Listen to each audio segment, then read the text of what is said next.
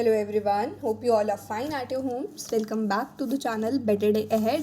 आज हम पढ़ने वाले हैं chapter number 1 IT first class 6th book का, जो कि न्यू बुक आई है based on Windows 7 and MS office 2007. So chapter number 1 आज हम पढ़ने वाले हैं इसका. So let's start.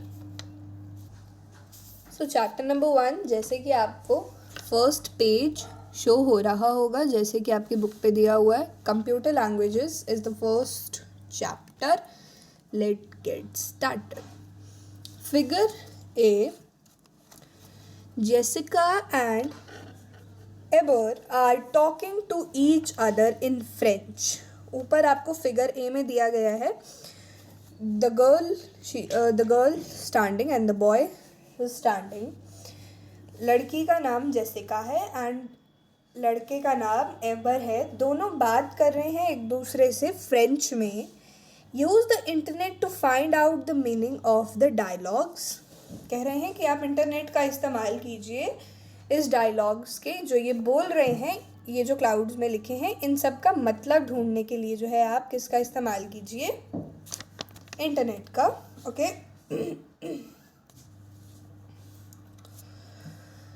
You use various languages to communicate with each other. आप लोग भी बहुत सी लैंग्वेजेस यूज़ करते होंगे, बहुत सी भाषाएं इस्तेमाल करते होंगे एक दूसरे से कम्युनिकेट करने के लिए.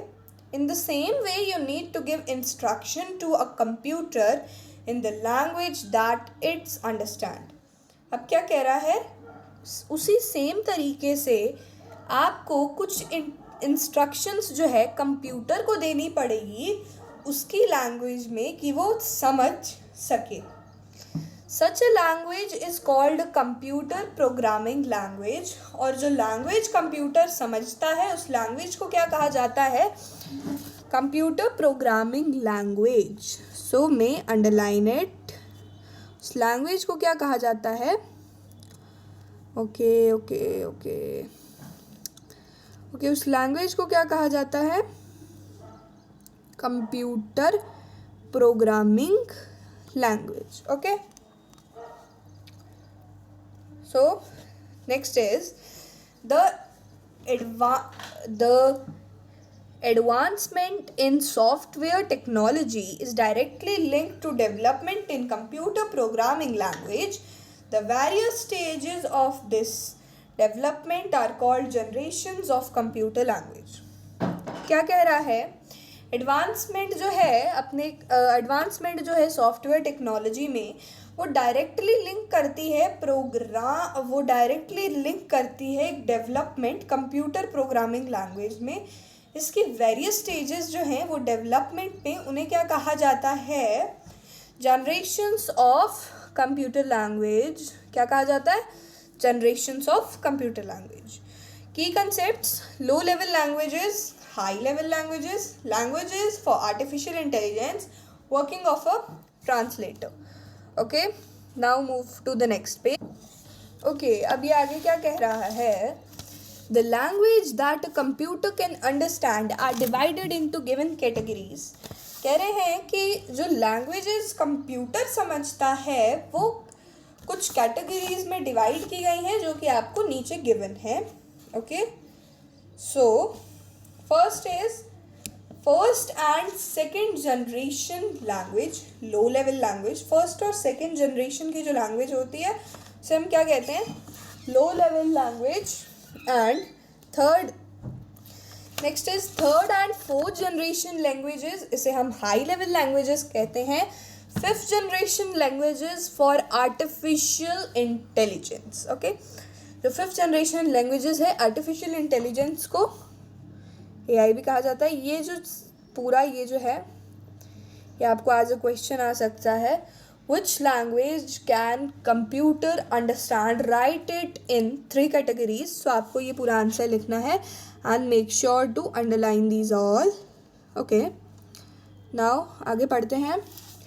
लो level languages LLLS use either binary form, zeros and ones, or a form very similar to it. There are 2 types of low level languages.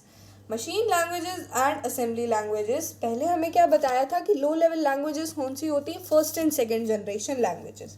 अब फर्स्ट और सेकेंड जनरेशन लैंग्वेजेस मतलब लो लेवल लैंग्वेजेस के two forms आ चुके हैं, two types आ चुकी हैं। कौन कौन सी है, machine languages and assembly language. Okay, तो यहाँ पे बताया है कि जो अपना लो लेवल लैंग्वेज है LLLS, ये या तो बाइनरी फॉर्म यूज़ करता है। बाइनरी फॉर्म क्या है, ज़ीरोज़ एंड वंस, या फिर एक ऐसी फॉर्म यूज़ करता है जो सेम इसी की तरह है, बहुत सिमिलर है। और टू टाइप्स हैं लो लेवल लैंग्वेजेस की, जैसे मैंने आपको बता दिया, जैसे मैंने नीचे अंडरलाइन किया, machine language and assembly language. Make sure to underline in this your book because it is a important information. Okay, now machine languages or first generation languages, first GLS कह रहे हैं machine language या तो first generation language। और machine language figure 1.1 ये है जो आपको दी गई है, ये है figure 1.1। A machine language figure 1.1 is the most basic computer language, ये कंप्यूटर की सबसे पहली बेसिक कंप्यूटर लैंग्वेज है। It is also the first programming language developed for computers, और ये first programming language भी है जो computers के लिए बनाई गई थी। ठीक है, each instruction is written in the form of zeros and one, हर एक instruction जो थी वो किसके फॉर्म में लिखी जाती थी, zeros and one के। I want to underline but I can't। okay, so underline हो गया, zeros and one किसके फॉर्म में लिखी जाती थी, each instruction is written in the form of zeros and one। okay, instructions given in any other language are first converted into machine language so that the computer can understand it। ये जो बात चल रही है ये थोड़े से early time की बात चल रही है। उस टाइम पे हर एक इंस्ट्रक्शन जो होती थी वो ज़ीरोज़ और वंस में ही दी जाती थी। हर एक चीज़ जो लिखनी होती थी वो ज़ीरो और वन में ही लिखी जाती थी, जैसे आप फिगर 1.1 में देख रहे हैं। There is no other alphabetical letter, there is no other number और sign that can be used without zeros and one, क्योंकि कंप्यूटर को सिर्फ ज़ीरोज़ एंड वन ही समझ में आता था। उसके प्रोग्रामिंग डेवलपमेंट अभी यहाँ तक ही थी।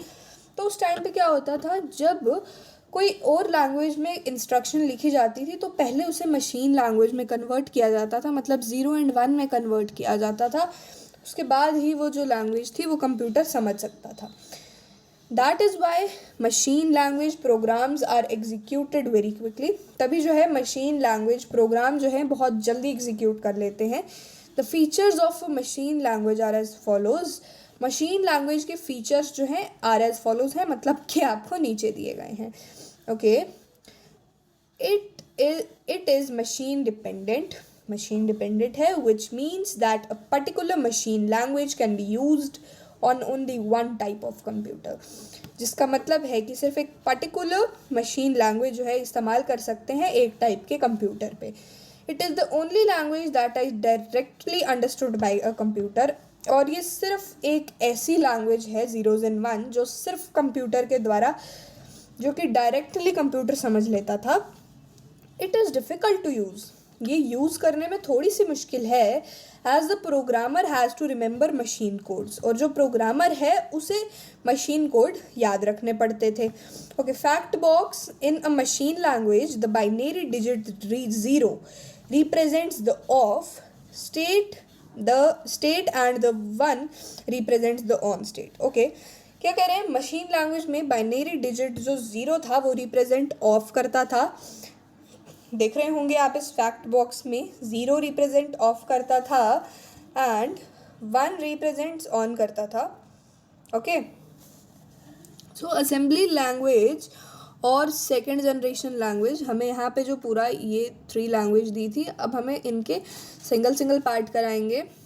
ओके, हमने फर्स्ट कर लिया लो लेवल लैंग्वेजेस, हमारा हो चुका लो लेवल लैंग्वेजेस अभी हम कर रहे हैं सेकेंड जनरेशन लैंग्वेज। उसके बाद हम थर्ड एंड फोर्थ जनरेशन करेंगे high level, and then fifth generation languages for artificial intelligence. Okay, assembly language और second generation language, assembly language या फिर सेकेंड जनरेशन लैंग्वेजेस सेम ही बात है। An assembly language has the same instruction. An assembly language has the same instruction and set of command as that of a machine language. कह रहे हैं कि assembly language के पास भी सेम स्ट्रक्चर होता है और एक सेम ही सेट ऑफ कमांड्स होता है जो कि मशीन लैंग्वेज के पास था. However it uses words basis on English alphabet in place of zeros and ones. उसके बाद क्या हुआ, सेकेंड जनरेशन में क्या हुआ कि ये करता क्या है, हाउएवर इट यूजेस वर्ड्स, ये इंग्लिश अल्फ़ाबेट का इस्तेमाल करता था ज़ीरो और वन की जगह. मशीन लैंग्वेज और फर्स्ट जनरेशन लैंग्वेज जो हमने यहाँ पे ऊपर इतनी ये पढ़ी, इसमें किसका सिर्फ यूज़ बता रहे हैं, इसमें सिर्फ ज़ीरो एंड वन का यूज़ बता रहे हैं. और सेकेंड जनरेशन लैंग्वेज जो थी वो इनकी जगह अल्फ़ाबेट का यूज़ करती थी, जैसे ए बी सी. मतलब जैसे आप नॉर्मल टाइप करते हैं, कोई भी वर्ड आपको लिखना है आप नॉर्मल टाइप करते हैं उस वर्ड को, एंड वो वर्ड जो है आप आराम से लिख लेते हैं. सो वो कौन सी में आ गई, वो आ गई सेकेंड जनरेशन लैंग्वेजेस में. Okay, each computer has its own assembly language depending on it's hardware. फिर क्या होने लगा, हर एक कंप्यूटर जो था उसमें अपनी असेंबली लैंग्वेज होती थी. किस पे डिपेंड थी, उसकी हार्डवेयर पे डिपेंड थी. That is why a program written in an assembly language. तभी जो है प्रोग्राम किस में लिखा जाता है, असेंबली लैंग्वेज में. For one type of computer will not run on another type of computer. क्योंकि जैसे एक टाइप का कंप्यूटर है वो दूसरे टाइप ऑफ कंप्यूटर से नहीं चल सकता है. The features of an assembly language are as follow. Feature assembly language के फॉलोज में है, it is also machine dependent, ये भी मशीन डिपेंडेंट है. It is easier to understand as compare to a machine language. मैंने अभी आपको बताया कि मशीन लैंग्वेज में सिर्फ ज़ीरो एंड वन इस्तेमाल होते थे, से इस फिगर में बताया है. पर इसकी जगह यहाँ पे क्या इस्तेमाल होने लगे, इसकी जगह यहाँ पे इंग्लिश अल्फ़ाबेट्स का यूज़ होने लगा. ओके, सो नेक्स्ट इज़, हाँ, तो ये ईजियर है अंडरस्टैंड के लिए as compare to machine language. It is easy to locate and correct errors. अब क्या होता था, फर्स्ट जनरेशन लैंग्वेज में आप जो है अपने एरर्स को करेक्ट नहीं कर सकते थे, क्योंकि वर्ड्स में सिर्फ 0 1 0 1 0 1 0 1 1 1 0 2 2 देयर इज़ 2 का तो यूज़ ही नहीं था, 0 0 0 1 1 1 1 2, एंड इस तरीके से 0 एंड 1 का ही सिर्फ यूज़ होता था. तो आप जो है अपनी कोई चीज़ लोकेट नहीं कर सकते थे या फिर अपने एरर्स को करेक्ट नहीं कर सकते थे. पर सेकंड जनरेशन लैंग्वेज में ये इजी टू लोकेट है और एरर्स भी जो है करेक्ट हो सकते हैं. Okay, now we move to the next page. Okay, so next page पे आपको हाई लेवल लैंग्वेज दिख जाएंगे. Low level languages were computer dependent. Low level language जो थी वो कंप्यूटर डिपेंडेंट थी. This led to the development of another set of computer language that could run on any type of computer. These computer languages are called high level languages, HLLS. Okay, now third generation languages जैसे कि जो कि है high level language. Okay, third generation language are high level language, बता दिया अभी मैंने. These language are similar to human language. ये हमारी human language से similar थी. They are easier to read and write. ये easy थी रीड और ये ईजी थी पढ़ने के लिए और लिखने के लिए. The first third language was designed in the 1950. सो आपसे पूछा जा सकता है कि कब ये डिज़ाइन हुई थी फर्स्ट थर्ड जनरेशन लैंग्वेज. तो make sure to underline, wait a second. Okay, make sure to underline it.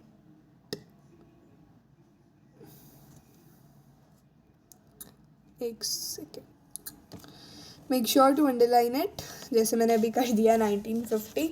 Okay, some popular third generation languages are C++, C hashtag, Formula, Translation, Fortran, Beginners, All-Purpose, Symbolic, Instruction Code, Basic, and Common Business और handed language COBOL। Okay, सो कुछ popular third level language थी जिनका formula translation था Fortran, BASIC, COBOL. Okay, the feature of a third generation language are as follow, it is user friendly. तो जो user है वो user friendly है, क्योंकि जो यूज़र जिस लैंग्वेज में बात कर रहा है उस लैंग्वेज में वो लिख सकता है। It uses English word and mathematical operations which are easier to learn. ये इंग्लिश वर्ड इस्तेमाल करता था और मैथमेटिकल ऑपरेशंस यूज़ करता था, जिससे कि ईजियर टू लर्न था। It has to be converted into a machine language which is time consuming। ये मशीन लैंग्वेज में कन्वर्ट कर दिया गया जो कि टाइम कंज्यूमिंग था। Fourth generation language as given here। Fourth generation languages are modern high level languages 4GLS are designed to reduce the overall time। ये आपके जो ओवरऑल टाइम था, जो आपकी ओवरऑल एफर्ट्स थी या फिर जो आपकी कॉस्ट यूज़ हो रही थी सॉफ्टवेयर डेवलपमेंट में, ये उसको रिड्यूस करने के लिए, उसको कम करने के लिए बनाई गई थी। Some popular fourth generation languages are PL, SQL, FOXPRO, Stata, Oracle and visual basic VB। कह रहे हैं कि कुछ पॉपुलर फोर्थ जनरेशन लैंग्वेजेस जो हैं वो कौन सी हैं? PL, PQL, FOXPRO, Stata and many more। The feature of a fourth generation language are as follow। feature क्या है fourth generation language के? This is machine independent, it is more user friendly as compared to a third generation language। तो third generation language से ये बहुत ही ज़्यादा जो है यूज़र फ्रेंडली थी। It has a very high speed of execution, इसमें एग्जीक्यूशन की बहुत तेज़ स्पीड थी। It makes the programming easier, ये प्रोग्रामिंग को ईजी बना देता था। Language for artificial intelligence fifth generation language, जो कि आपको नीचे दी गई है। Language for artificial intelligence. Artificial intelligence means AI is the technology that enables a machine to think and take decision like human beings। Artificial intelligence एक ऐसी technology है जो कि मशीन्स को भी इंसानों की तरह सोचने पे और ह्यूमन बीइंग्स की तरह डिसीजन लेने पे मजबूर कर देती है। AI is increasingly being used today. AI जो है बहुत ही ज़्यादा आज इस्तेमाल हो रहा है। Siri, Google Now, Cortana and Tesla self-driving cars are some examples of the use of AI। आप देख रहे हैं Siri, Google Now, Cortana और Tesla जो है सेल्फ ड्राइविंग कार्स जो हैं वो कुछ एग्जाम्पल्स हैं आज AI की। Languages used for developing AI are called fifth generation language. Language जो इस्तेमाल की गई हैं AI को बनाने में, AI को डेवलप करने में, वो है फिफ्थ जनरेशन लैंग्वेज, उसे फिफ्थ जनरेशन लैंग्वेज कहते हैं। Okay, fifth generation language what are, okay पढ़ते हैं। Fifth generation language contain predefined instructions to help develop a program. Fifth generation language में अब तक आपने जो जितनी भी फोर्थ जनरेशन तक लैंग्वेज देखी, first generation, second generation, third generation, fourth generation, उन सबको हमें इंस्ट्रक्शन देनी पड़ती थी। बट फिफ्थ जनरेशन लैंग्वेज में प्री डिफाइंड इंस्ट्रक्शन होती है जो कि हेल्प करती है एक प्रोग्राम को डेवलप करने में। This makes the program short, precise and easy to understand. ये प्रोग्राम को टू द पॉइंट करता है, शॉर्ट करता है, प्रिसाइज करता है और ईजी टू अंडरस्टैंड रखता है। They are still at the experimental stage and are being developed for future। ये अभी भी जो है एक्सपेरिमेंटल स्टेज पे चल रहा है और डेवलप किया जा रहा है हमारे फ्यूचर के लिए। Once developed अगर एक बारी बन गया, these language will make the computer solve a given problem। ये जो है एक कंप्यूटर को गिवन प्रॉब्लम सॉल्व करने में बहुत आसानी करेगा विदाउट अ प्रोग्रामर का इस्तेमाल किए बिना। Robots are an example of system working with artificial intelligence. Robot ही इसका एक एग्जाम्पल है सिस्टम के साथ जो काम कर रहे हैं आर्टिफिशियल इंटेलिजेंस के साथ। Some fifth generation languages being developed are Mercury, OPS5 and Prolog। Okay, so must read the fact box. Okay, John MC Cartry coined the term artificial intelligence AI. He created the first computer language LISP for writing artificial intelligence programs. Okay, so let's move to some exercises जो आप खुद करेंगे क्योंकि अब आपने ये सब कुछ पढ़ लिया है, समझ लिया है. So that are your practice questions. कुछ प्रैक्टिस क्वेश्चंस करने से पहले हम थोड़ा सा टेबल 1.1 पढ़ लेते हैं. What difference between compiler and interpreter. Interpreter में और कंपाइलर में क्या डिफरेंस है, कुछ कीवर्ड्स पढ़ लेते हैं और एक रीकैप कॉर्नर पढ़ लेते हैं इसका जल्दी से. Okay, let's start. कंपाइलर क्या होता है? It perform the translation of program as a whole so it is quicker. क्या कह रहा है कि ये परफॉर्म करता है पूरे जो प्रोग्राम है उसको ट्रांसलेट करने में बहुत ही जल्दी. इंटरप्रेटर क्या करता है? It perform line by line translation so it is slower. Interpreter में क्या होता है? इंटरप्रेटर जो है लाइन बाय लाइन जो है यहाँ पे लिखा हुआ है, इंटरप्रेटर जो है लाइन बाय लाइन उसे ट्रांसलेट करता है तो उसमें कुछ ज़्यादा टाइम लगता है. Okay, so errors are reported after the entire program is translated, so the process of removing errors become difficult and time consuming. अब क्या कह रहा है? एरर जो है वो पूरे प्रोग्राम को ट्रांसलेट करने के बाद जो है आपको दिए जाते हैं, तो ये थोड़ा सा मुश्किल है और टाइम कंज्यूमिंग है. फिर इंटरप्रेटर में क्या होता है? It stop translating when the first error is meet. ये ट्रांसलेट करना स्टॉप कर देता है, ट्रांसलेट करना रुक जाता है जब पहला एरर मिल जाता है. So the process of removing errors become easy and quick. So जो प्रोसेस है हमें एरर ढूंढने का और रिमूव करने का वो जल्दी और आसान बन जाता है. Now compiler.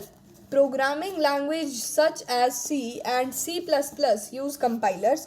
प्रोग्रामिंग लैंग्वेज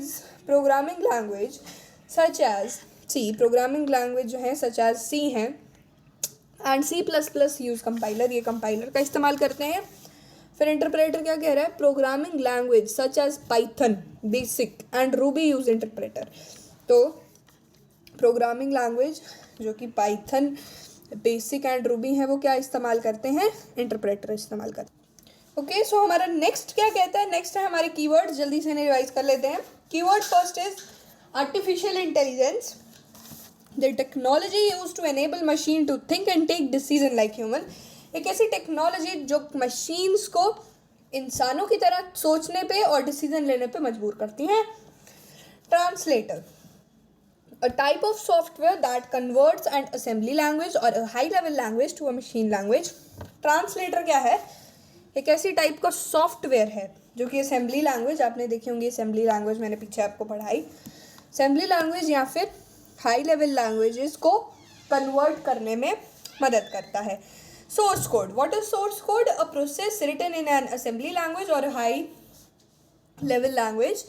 एक ऐसा प्रोग्राम जो कि असेंबली लैंग्वेज में या फिर हाई लेवल लैंग्वेज में लिखा गया है. Now next is machine code. The code that a computer can easily understand. एक ऐसा कोड जो कि कंप्यूटर ईजिली अंडरस्टैंड करता है, तो वो कौन सा कोड है? Zeros and once.